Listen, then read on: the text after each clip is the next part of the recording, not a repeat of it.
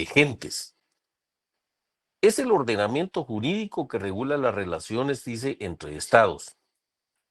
Normalmente los estados solían ser los únicos entes con derechos y obligaciones internacionales, pero el actual derecho internacional también atribuye derechos y obligaciones a las organizaciones internacionales, las sociedades mercantiles y a los individuos. Aunque sigue siendo cierto que el derecho internacional se ocupa primordialmente de los estados, ¿verdad? Esto está desde los años 1975. Otra definición que podemos dar de lo que es el derecho internacional público es que es el conjunto de principios y reglas que determinan los derechos y deberes mutuos de los sujetos o personas de la comunidad internacional. La denominación derecho internacional es estrictamente técnica. Designa el sistema jurídico cuya función primordial es regular las relaciones entre los estados. Como consecuencia de esa denominación que acabamos de mencionar, de derecho internacional, pues podemos decir en forma técnica que el sistema jurídico, su función primordial es regular las relaciones entre los propios estados, ¿verdad? Para aspectos de estudio y para efectos de la clase, la definición más completa que de acuerdo al autor del libro que estamos utilizando para poder entender y dar una definición más completa de lo que es derecho internacional público es el siguiente. El derecho internacional público, dice, es el conjunto de normas y o principios que rigen las relaciones A, de los estados entre sí, B, de los estados y aquellos entes internacionales que, sin ser estados en el sentido pleno de la palabra, reciben tratamiento de estado. C, de los estados y aquellas entidades que, sin ser estado, poseen personalidad jurídica internacional. Y D, de los estados y de los individuos en el ejercicio de aquellos derechos y deberes que se consideran de naturaleza internacional. Esta es una definición más completa que abarca a todos los elementos, características individuales de lo que concierne a la definición del derecho internacional público contemporáneo. Ahora bien, hoy en día ustedes, no sé si ya se han dado cuenta, que normalmente la mayoría de estados han realizado una infinidad de convenios, los cuales normalmente algunos países, a excepción, y lo digo con toda propiedad, de los Estados Unidos, que nunca ratifica los estados. Sin embargo, los demás países sí lo ratifican y como consecuencia, de acuerdo a nuestra legislación, es ley para nosotros. Verbigracia, el Pacto de San José, que si bien es cierto, nuestra constitución política regula que la pena de muerte se debe de aplicar a ciertos aspectos en especial, que están tipificados en la ley tipo penal, lo es también que en Guatemala ya tenemos más de 20 años, sin temor a equivocarme, que no se aplica la pena de muerte, ¿verdad? Eso es en sí, a cierto modo, el concepto de lo que es el derecho internacional. Bueno, ¿cuáles son los principales sujetos del derecho internacional? En primer lugar, podemos mencionar a los estados, que ellos son los principales actores soberanos. ¿Por qué? Porque como su mismo concepto lo que hemos definido, pues hemos dicho que es los estados los que conforman ese derecho internacional público, ¿verdad? ¿Qué organizaciones internacionales forman parte de este derecho internacional público? A manera de ejemplo, les puedo mencionar la ONU, que es Organización de Naciones Unidas, al igual que la Organización Mundial del Comercio y la Unidad Europea. Estos tres entes, si bien es cierto, no son estados, pero son instituciones reconocidas internacionalmente y de las cuales Guatemala pertenece a la ONU, ¿verdad? No así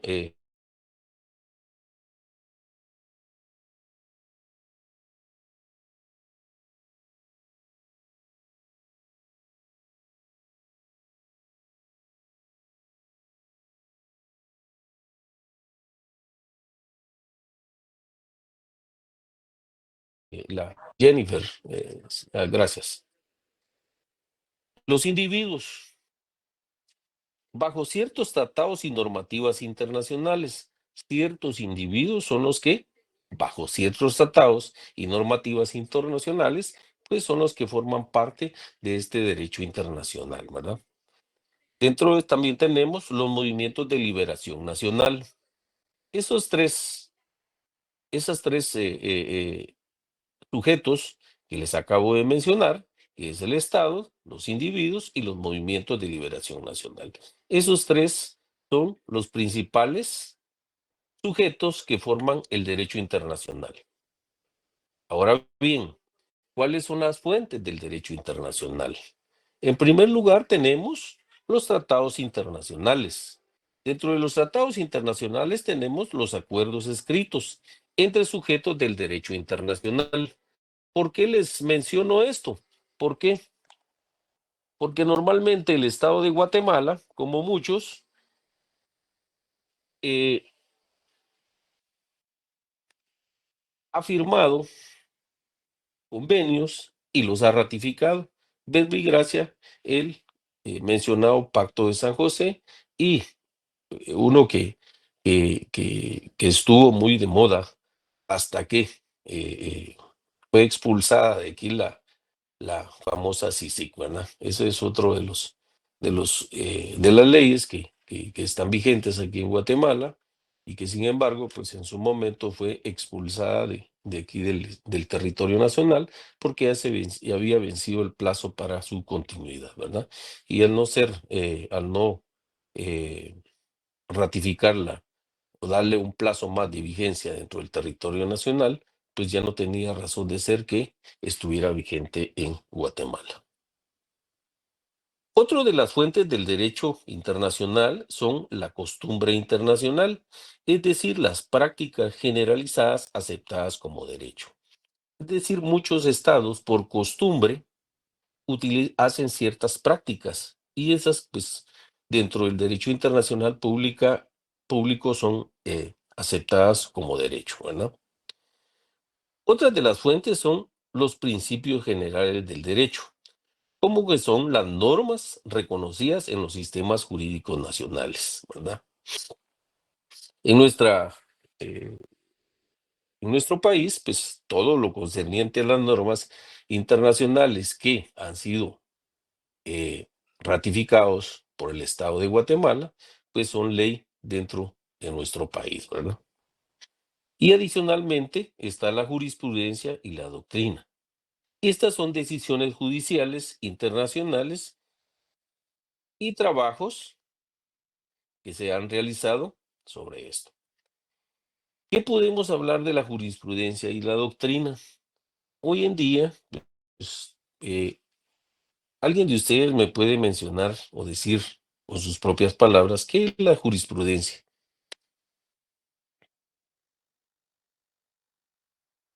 Pero solo uno a la vez, no todos, por favor.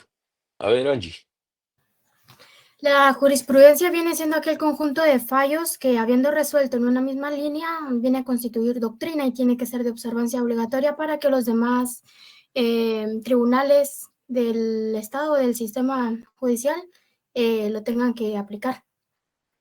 ¿Y cuántos fallos deben de haber para poder eh, denominarle jurisprudencia? ¿Alguien más que pueda apoyar a Angie? 3 fallos, licenciado. Recuérdense que aquí la jurisprudencia se conforma de dos entes, uno por la Corte de Constitucionalidad y el otro por la Corte Suprema de Justicia. ¿Es así o no? Si fuera Sí, de la un Corte Suprema de si fuera Justicia tienen que ser 5 fallos y de la Corte de Constitucionalidad 3. es correcto, Angie, así es. Anótenlo porque esa es pregunta de examen, ¿no? Y que la doctrina, ¿quién aparte de Angie nos puede ilustrar de que la doctrina?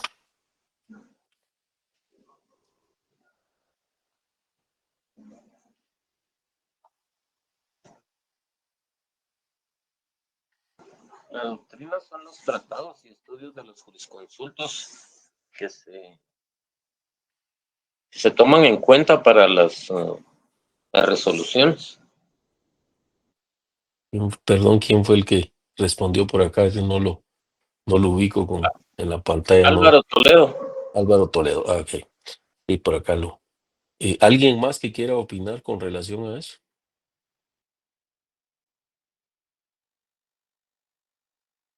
Bueno, quiero que por favor les va a quedar de tarea lo siguiente.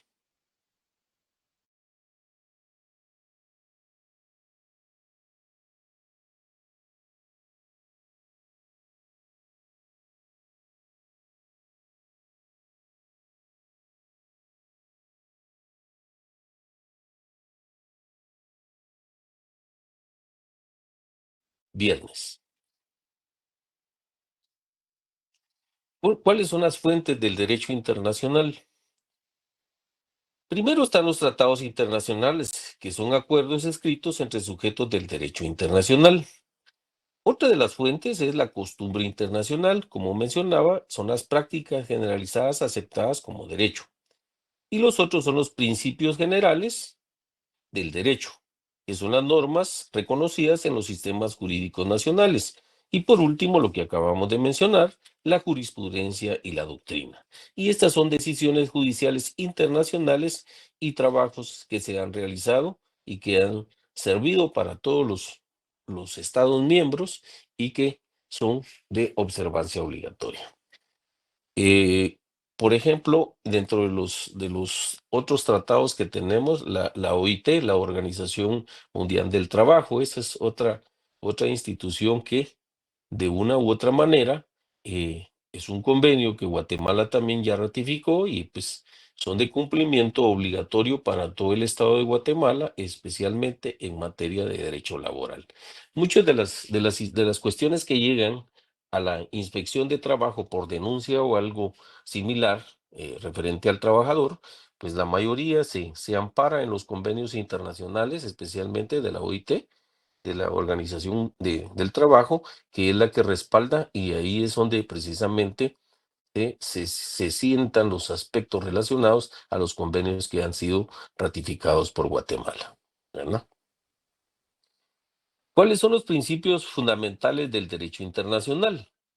Dentro de los principios tenemos la soberanía e igualdad de los estados. ¿A qué nos referimos con la soberanía e igualdad de los estados? La soberanía es lo que compete realmente a nosotros como Estado, porque la misma Constitución no lo garantiza, que Guatemala es un país libre e independiente, ¿verdad? En todas sus decisiones. Pregunto yo, ¿consideran ustedes que realmente eso es lo que compete a la soberanía que nosotros tenemos o que siempre manifestamos? La Constitución no lo da. Sin embargo, hay muchas decisiones que se toman hoy en día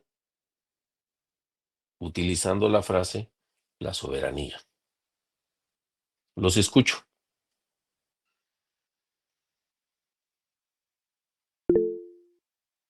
A ver, Álvaro. Licenciado, muy buena noche. Bueno, en base a mi opinión personal y a lo que pues, últimamente ha estado aconteciendo en la coyuntura nacional es que si bien es cierto la Constitución pues no lo establece, en muchas decisiones realmente no se aplica el término soberanía, porque hay decisiones en las cuales realmente no se toma en consideración, ¿no? Ese poder que nos otorga la Constitución a nosotros, como pueblo, como ciudadanos en sí. Sí, correcto. A ver, Araceli, ¿qué nos puede decir al respecto?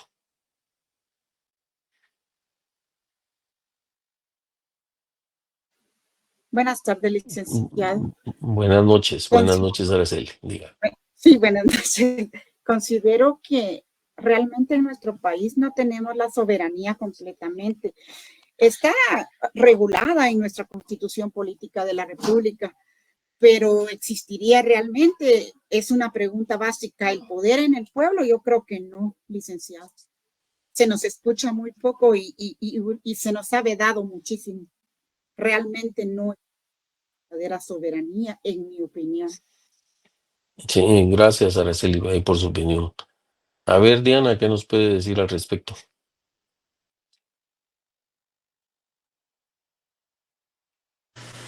Licenciado, pues desde mi punto de vista, lastimosamente, como bien dicen los compañeros, hemos sido vedados, ¿verdad? Y dependemos mucho de otros países para que nuestra economía pues se mantenga al flote. Entonces eso también hace que nuestra soberanía se vea, lo voy a decir en mis palabras, vendida hacia los intereses de otras naciones. Y es, una de las cosas bien importantes, cabal, lo que acaba de decir Diana, es la economía, ¿verdad? Aquí, los países del norte, los países de Europa, países de Asia, África, etcétera, con los cuales Guatemala mantiene el comercio, el intercambio en cuanto a la importación y exportación, pues ellos son los que ponen los aranceles, ¿verdad? No es precisamente nuestro país el que viene a imponer ese tipo de condiciones. Verbigracia, lo que acaba de suceder con México y Canadá, que les dijeron que el comercio y el petróleo iban a estar bajo un arancel de un 25%. Ese era ese era el precio que les estaban poniendo y tampoco les estaban preguntando si lo querían o no, ¿verdad? Otro tema que está de moda es el tema de los connacionales que están ahí en el norte, ¿verdad? Simplemente los mandan y punto. Eh, Colombia, por ejemplo, dijo que no iba a recibir a sus connacionales y sin embargo después se tuvo que retractar y dijo que todos los connacionales de Colombia, los colombianos iban a ser bienvenidos en su país. Eh, eh, entonces realmente no tenemos esa soberanía para decir, mire, pues, si ellos están allá, ¿por qué no se quedan? Y Zaida, la escucho. Gracias, licenciado. Sí, precisamente lo que usted está mencionando, y eso lo traemos desde nuestra historia, ¿verdad? Correcto. Viene y otra vez de nuevo, ahora con Trump, en aquel tiempo Jacobo Arbenz quiso hacer muchas cosas y Estados Unidos, como siempre, trata de manipular toda la situación. No es Pero solo Estados Unidos, hay otros países que muchos lo que países pasa, afines, ¿ah? y por ejemplo España es uno de ellos, ¿verdad? Ponen condiciones y antes del tiempo de la conquista, pues tenemos el mismo problema. ¿Verdad?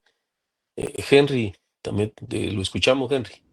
Licenciado, muy buenas noches. El ejemplo que da usted ahorita de esa parte de presupuesto, ¿verdad? Toda la parte financiera, ahorita con la elección de Trump como presidente de Estados Unidos, yo tengo ya un par de vecinos que se quedaron sin trabajo, que están en proyectos de agua potable y de alimentación, que son vitales, Claro. ¿no? Sí, le digo, eso ha afectado a todos los países de Latinoamérica, ¿verdad? Y es que el gran problema es que los países, las personas que se han ido para el norte son las que hacen ese trabajo, el trabajo rudo, por decir en términos así, términos vulgares, pero es el trabajo pesado, normalmente lo hacen nuestros connacionales, ¿verdad? ¿Por qué? Porque ellos no se van a manchar las manos en andar lavando baños, lavando platos, no, ese trabajo no es para ellos, ¿no? Entonces, ¿qué van a hacer ahorita? ¿O qué medidas van a tomar los americanos? Para mí no son americanos, para mí ellos son Estados Unidos, punto. Americanos somos todos, lo que pasa es que en la denominación que ellos tienen, Estados Unidos americanos, ahí es donde donde realmente se dan esos aspectos, pero americanos somos todos. Sin embargo, les digo a nivel de la comunidad internacional, cuando hablan de americanos, pues solo se refieren al país de Estados Unidos. Nosotros, pues algunos ni siquiera saben que existimos, como les mencionaba en el día de la presentación que tuve con ustedes de manera presencial, ¿no?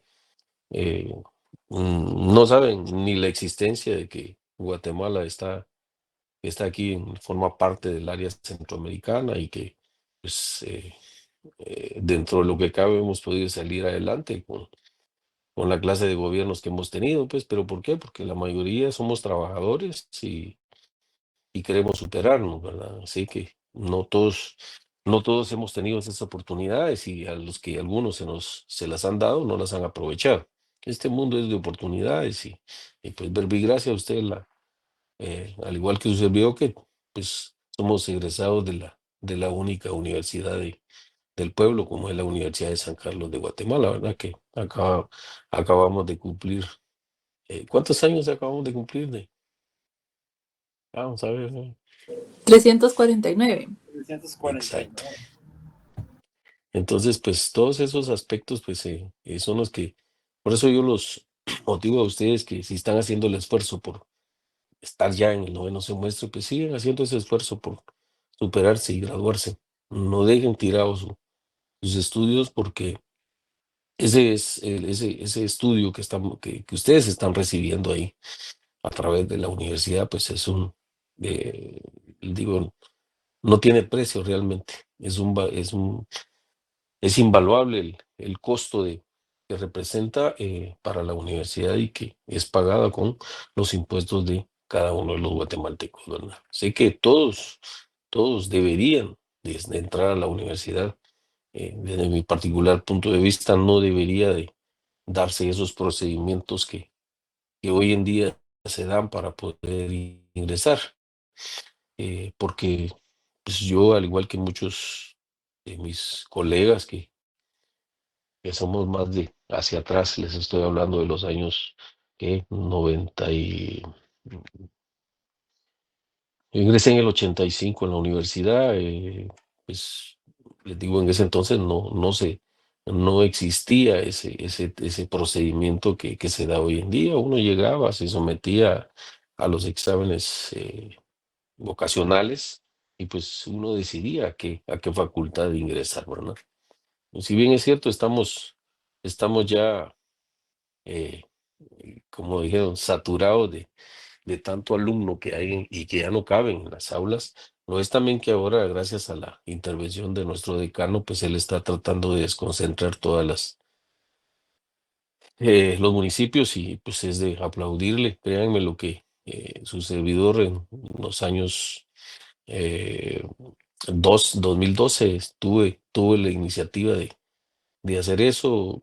Se empezó a trabajar sobre eso. Lamentablemente ya no se le dio seguimiento, pero miren hoy, ¿quién iba a pensar que hoy en día ya tenemos en varios municipios del centro de la ciudad, del departamento de Guatemala y algunos otros departamentos también ya hay extensiones universitarias en aras de llevar la universidad al interior de la República, ¿verdad? Y eso es loable, la verdad, créanme lo que eso va a